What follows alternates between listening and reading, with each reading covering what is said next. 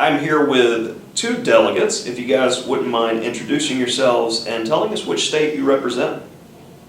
I'm Frank Delbonis from the Ocean State Chess Association, which is the state of Rhode Island, and I'm president of the association.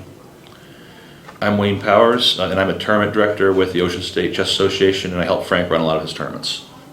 So what's happening right now in your local chess community that you're excited about? We've begun a lot of new initiatives this year. We had our first open election for all board positions. We also did a lot of charity fundraising, which Wayne can talk about a little bit. We also won #1 small state affiliate for adding new memberships, and we're in the top 10 for a small state adding adult memberships. We also had our first rapid and blitz championship, our first women's and girls championship ever, and our first team championship. So it was pretty exciting for us to do that. I'd like to hear about the fundraising. Tell us about that. Yeah, if there's one thing that I'm really proud of with this organization, it's actually the fundraising side. So we've raised over $12,000 over the last couple of years for various charitable causes, including pediatric cancer, veterans, and also the homeless.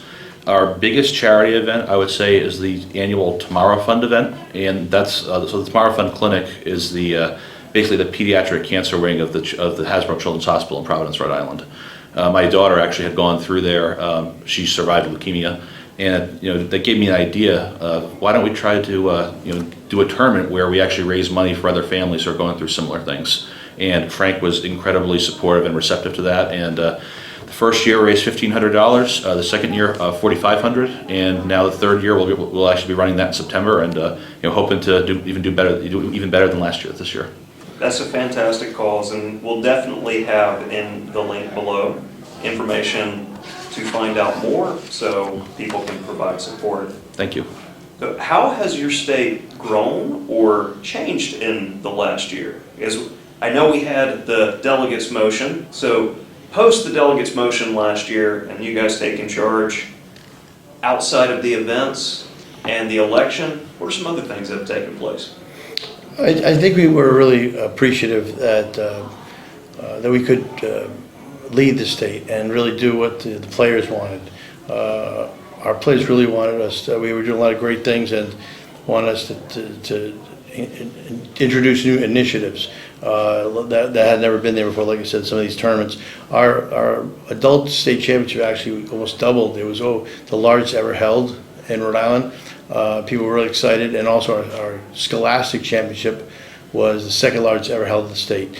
We had first invitationals where we invited all the top students to play in a invitational championship for the Denker and Rockefeller and those types of events, where out-of-state players wouldn't knock them out, and that was a lot of controversy before during the other state affiliate. So we changed that, and people were very happy about it. And I think that I've really tried to help the whole entire region. I'm friends with other states. I've served on the Massachusetts Chess Association board, and I've tried to make the region better. This past year, I was honored to be elected as president of New England Chess Association, and we have some new initiatives. We're actually going to be running the New England Open Championship this next month, and we have a lot of new initiatives. We're starting like New England Blitz Championship for the region, and I think we're most proud of the women's and girls chess tournament that we did. It was the first one ever held in Rhode Island, and it was actually the biggest one ever held in New England. And I've worked with other states to make sure they do the same thing. So I think working together, working as state affiliates, was something that was missing, and we really want to not only expand Rhode Island and expand chess, which we have. We actually doubled the membership in the last 2 years. And there's just a number of members, but we want to also work with other states and in collaboration just to get some really great things done. So what challenges are you still working to overcome? Sure. So at this point, things are going pretty well, but we can always get better, right? So we want to just keep things going in the right direction, and this obviously takes a lot of work. Frank has done, just the amount he's done for this community is really incalculable, is the word I would use.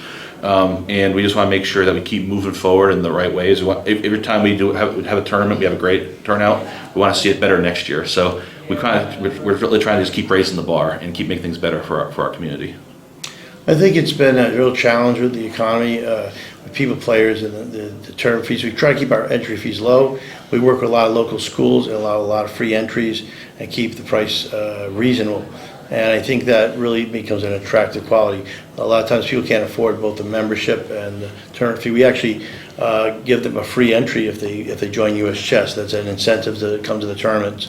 And then once they like them, they want to come back. And I think we also give trophies to adults. And believe it or not, the adults enjoy the trophies even more than the kids. Because you spend the money, right, you win money in a tournament. That's been very positive. And I think that the atmosphere, I think for any chess organization, it's establishing a very positive and warm and welcoming atmosphere at your tournaments, at your events. We do different kinds of events. We've had tournaments at hockey rinks where they go to the hockey game afterward. We've had it at the Water Fire where there's this big celebration down in the city. We've done it at breweries. We've had tournaments and events at all kinds of places to change it up a little bit. At colleges, all kinds of places just to have some fun. I think that makes it just a little more exciting, and it gives something people to look forward to. Yeah, and just to add one thing, it can be, obviously tournaments can be expensive, and especially when you're buying a membership as a first-time player. One of the things Frank has done for first-time players is he's given a discount on his tournament and then applied extra money towards the membership itself to make it more affordable to get started, which I think has been a really useful tool in getting people through the door for the first one. We also run a few tournaments for scholarships, and any of the money we collect actually pays for chess sets for for the schools, and it actually pays for memberships and things that other schools need in some of our more challenging Title I areas where they might be inner city where they don't have the funds. And we've seen an amazing return on that, not only in terms of appreciation, but more students are playing chess, more students have an opportunity to play chess where they didn't before. And I think that's kind of exciting for us. And we do those fundraising type activities that really help. So why do you think the delegate system matters to U.S. Chess?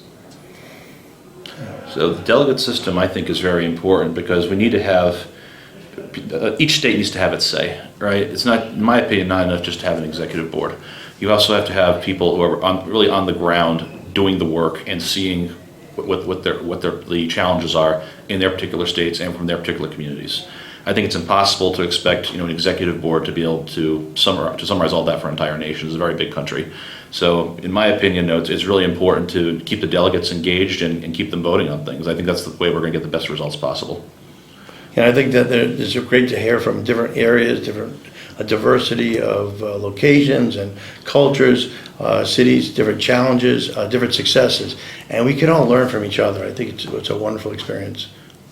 And to close it out, each of you, what's your favorite chess memory? Favorite chess memory? There's been a lot of great ones. I think for me, the thing that mattered the most ever was actually the first time that we actually created that Tomorrow Fun tournament. I had thought years ago about using chess as a way to fundraise. When I was class president in high school, I talked about we need to raise money for a dance. I thought about trying to use a chess tournament. It never actually materialized, but I kind of tabled that. Thought maybe one day I could use that for something else, and then the opportunity came over 20 years later. But it came, and when it did come, we were ready, and thanks to Frank's help, it became a reality. I remember when Wayne was a young man, a teenager. He played in my tournaments, and I never thought that 20-something years later he would be helping be a part of the chess community, running them. That's very exciting for me to see the longevity that he wants to give back. Also, I think that we've had 4 memorial tournaments this year in the Hall of Fame. We had a World War II veteran who was beloved by the community. He was 101 years old, and his name was Lou Giarusso. And we did a special centennial tournament when he turned 100 and then 101, and we continue to have that event. And it has become the biggest event in Rhode Island, one of the biggest in New England.